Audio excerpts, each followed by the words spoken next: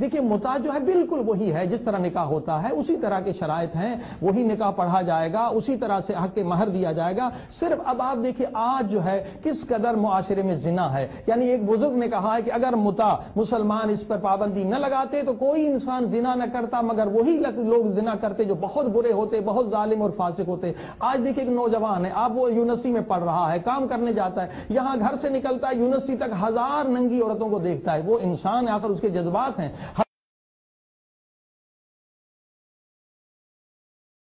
बड़ा जिना एक छोटा जिना। लेकिन अगर ये मुता को हम, जबकि कुरान में जायज है, तफसीरों का मैंने हवाला दिया, अगर नौजवान मुता करें तो जिना से बच सकते हैं। उसके और भी बहुत सारे फवायद है। मसलन मंगनी वगैरह का सिलसिला इस्लाम में नहीं है, ये हमने दूसरों से लिया है। मसलन मंगनी में लोग हाथ में हाथ मिला के घूमते हैं,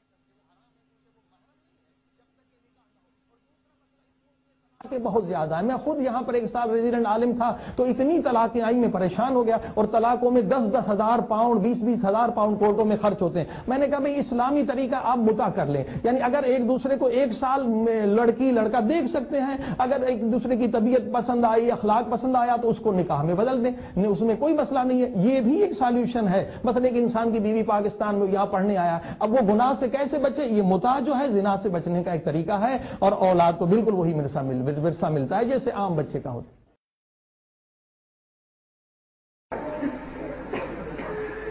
अगर कोई यहाँ बिच्छू खाना शुरू कर दे, हमें कोई परेशानी का जो तस्वुर है, अच्छा ये कहाँ पे कुरान के अंदर है? ये कुरान के अंदर तो टेम्पररी मैरिज का कोई तस्वुर नहीं है। हराम है, हराम है, हराम है। हम आपके साथ हैं इस मसले में। हाँ हराम है। हमने हाल हो चुके हैं जी, we're fighting over the same thing. Right. अल्लामा साहब, my last question to you is कि क्या फिक़ह हनफी वालों को इजाजत है फिक़ह जाफरी वालों से मुता करने की? मैं अर्ज करूं आपकी खिदमत में जी कि ये एक निकाह है और हर मुसलमान दूसरे के साथ ये निकाह कर सकता है। मुसलमान के लिए इजाजत है अक़द करने की। सही है जी, इसमें कोई डिस्प्यूट फिक़ह का नहीं है, इसमें कोई डिस्प्यूट मसलक का नहीं है। अलबत्ता मैं ये एक आखिर में अर्ज करूंगा आपकी खिदमत में, असल मसले की बात यह है कि जिस तरह उन्होंने बात कही है, मैं बिल्कुल ही वादे कहूंगा कि एलानिया तौर पे किसी लड़की की किसी लड़के के साथ जो निस्बत है उसको लोग जानते हैं तो वाइफ और हस्बैंड के तौर पे जानते हैं, यानी शोहर बीवी के तौर पे जानते हैं। और उनकी जो आइंदा आने वाली औलाद उनके यहाँ पैदा होती है, उनमें कोई वलद ज़िना करार नहीं पाता। और हर एक को ये पता होता है कि ये रजिस्टर्ड तौर पर इसी बाप का बेटा, इसी माँ का बेटा है। और उसके बाद ये होती है जब उनका कहीं आने जाने को भी लोग जब देखते हैं तो कानूनी हैसियत से भी देखते हैं, शरई एतबार से भी देखते हैं।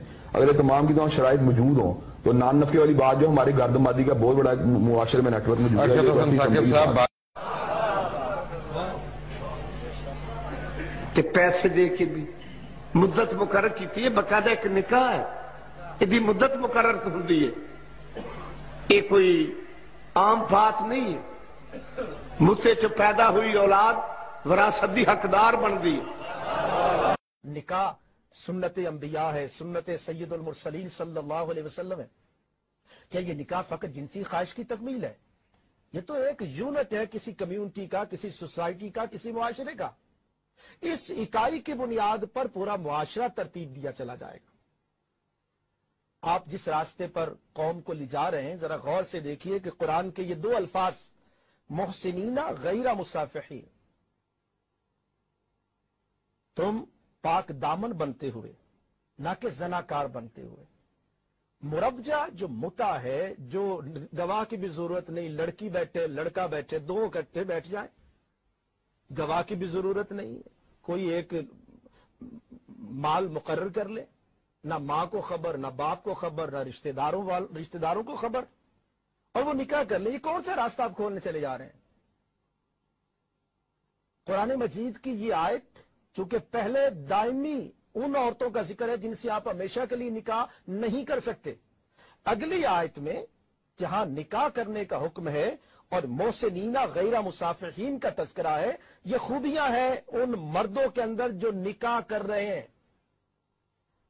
2 दिन का निकाह, 1 घंटे का निकाह, 2 घंटे का निकाह, ये कैसा निकाह होगा? उससे क्या आगे मुआशरा जो है वो ले जाएगा? और आज कहा जाता है कि जी आते हैं जहां पर नौजवान तो उनकी यहां पर उनके जज्बात होते हैं, तो जो बीवियां पाकिस्तान में बैठी हैं, इंडिया में बैठी हैं, बांग्लादेश में बैठी हैं, उन बेचारियों को क्या कसूर है? यहां आकर वो तो निकाह कर लें और टेम्परेरी निकाह करें। کیا ان کے خواہشات، ان کے جذبات نہیں ہیں؟ اس اعتبار سے ناظرین کرام، اس قرآن مجید کی بنیاد پر متع کو ثابت کرنا یہ قطعاً نہیں، اور مفتی صاحب نے ابتدا میں ہی تفسیر کبیر کے حوالے سے آپ نے بیان فرما دیا کہ اس میں قطعاً تفسیر کبیر میں وہ بات نہیں ہے جو بات بتائی گئی ہے۔ ابھی ہمارے پاس ٹائم ختم ہوا چاہتا ہے، لیکن آخر میں چاہوں گا کہ مفتی صاحب اپنے آخری کلمات سے نوازیں اور اس کے بعد انشاءاللہ پروگرام کو ختم کرتے ہیں۔ جی مفتی صاحب۔ حضرت شاہ صاحب، الحمدللہ مقصد یہ ہے کہ آپ کی رہنمائی کی جائے اور کتاب و سنت کی روشنی میں صحابہ کرام کی اقوال، ائمہ اہل بیت کے اقوال، ائمہ اربعہ کے اقوال اور جتنے بھی صاحبان علم و دانش ہیں ان کی فکر آپ تک پہنچائی جائے۔ ہمارا کام ہے بتانا، ہدایت دینا اللہ تعالیٰ کا کام ہے، ہمارا کام ہے پہنچا دینا، اور جو بات عقل کو لگے، دل کو لگے، چونکہ کافی اس متع پر زور دیا گیا تو ہم نے آج کوشش کی کہ اس حوالے سے آپ کو بتایا جائے، اور اس سے معاشرتی بگاڑ کتنا پیدا ہوتا ہے، معاشرہ تباہ و برباد ہو جاتا ہے۔ اسلام کے اندر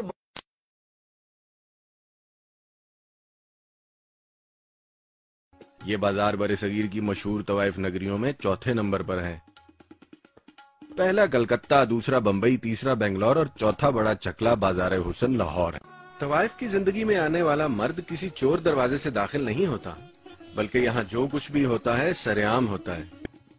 اس دفتر کو ٹائم کمرہ کہا جاتا ہے۔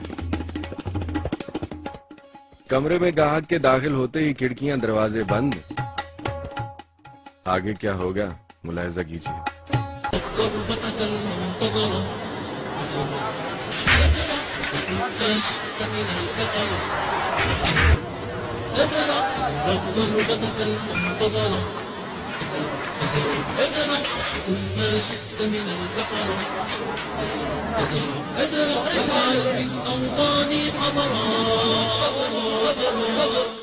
بات جو آپ نے فرمائی تھی، یہ 1963 کا جو آئلی قانون ہے پاکستان کے اندر، اس کے اندر جو آبکاری ایکٹ جاری ہوا، مولانا ظفر احمد انصاری کی سفارشات تھی، وہ ان سفارشات کے موقع پر نواب مظفر قدلباش، علاقہ نواب صاحب لاہور سے، افسر رضا قدلباش کا والد، اس نے باقاعدہ طور پر دفاع کیا ٹیکسالی گیٹ کے کنجروں کا، اور دفاع اس انداز سے کیا کہ یہ لوگ آبکاری ایکٹ کے تحت نہیں آتے۔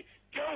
اس لیے کہ یہ لوگ اس ناشری مذہب پر ہیں اور اس ناشری مذہب کے مطابق یہ نکاح بتا کرتے ہیں، لہذا جتنا بھی وہاں پہ کاروبار ہو رہا ہے اس کے لیے یہ شرط ہے کہ ان کے پاس اس ناشری مذہب ہونے کا سرٹیفکیٹ ہو، ان کے پاس کارڈ ہو، تب ان کو یہ دھندا کرنے کی اجازت ہے۔ جس کے پاس کارڈ نہیں اس کو اب بھی دھندا کرنے کی اجازت نہیں۔ سن 1963 کے آئلی قوانین کے وقت اور آبکاری ایکٹ کے پاس ہونے کے وقت نواب مظفر قدلباش نے اس بات کی باقاعدہ طور پر درخواست پیش کی، اور اس وقت ان کو دھندے والوں کو انہوں نے باقاعدہ ایک تحفظ فراہم کیا، اور آج تک ان کے دروازوں پر ان کا علم اور نشان بھی موجود ہے، اور ہر ایک کے پاس کارڈ کا ہونا بھی ضروری ہے۔ یہ اس بات کی دلیل ہے کہ کہتے تھے سزا مٹ جاتا مٹاتا ہے، اس کو تو باقاعدہ انہوں نے تحفظ فراہم کر دیا ہے۔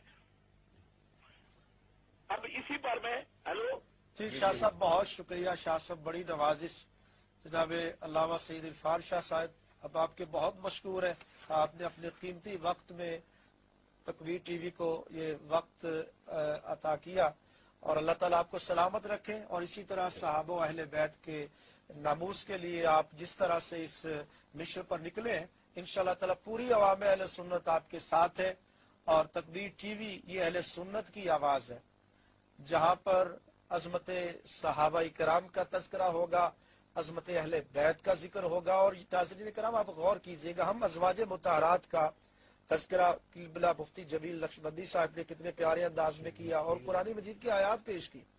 اس کے باوجود ایک طبقہ ایسا ہے جو سرکار کے ازواج مطہرات کی گستاخیاں کر رہا ہے۔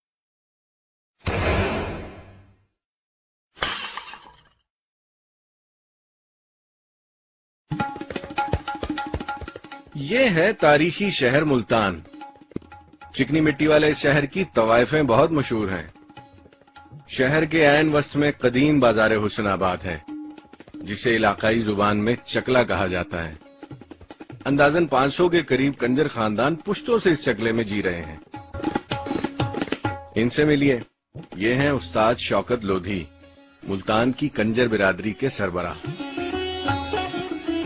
اپنے خاندانی پس منظر پر یہ صاحب خوب روشنی ڈالتے ہیں. یہ ہمارے گھوڑے ہیں، ان کی لگامیں جو ہیں وہ ہوتی ہیں شاطر کے ہاتھ میں، جو کہتے ہیں بھی شاطر دماغ کے ہیں. پیچھے وہ بیٹھے ہوتے ہیں جن کے کہنے پہ وہ لڑکی عمل کر رہی ہوتی ہے، باہر کی دنیا کو وہ بے وقوف بنا رہی ہوتی ہے.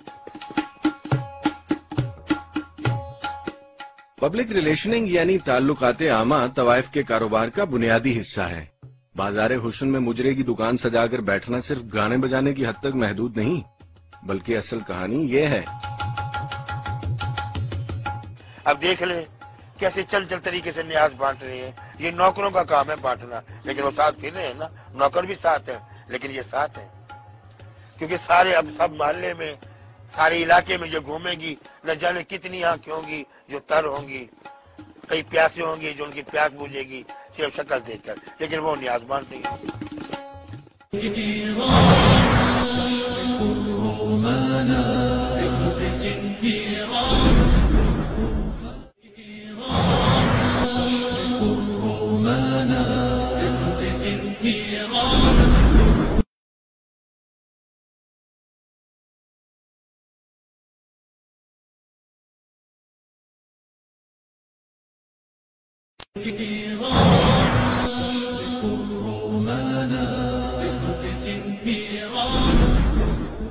میرا نام سنا ہے، ٹھیک ہے. میں پیدا تو یہاں پر ہی ہوئی ہوں. میری شادی ایک رات کی ہوئی تھی، 6 ماہ تک چلی تھی. اس کے بعد پھر ختم ہو گئی. صرف اگر کسی نے 2 لاکھ 3 لاکھ 4 لاکھ دے دیا نا ایک رات کا تو وہ شادی کر لیتے ہیں. یہاں پر ایک رات کی شادی ہوتی ہے.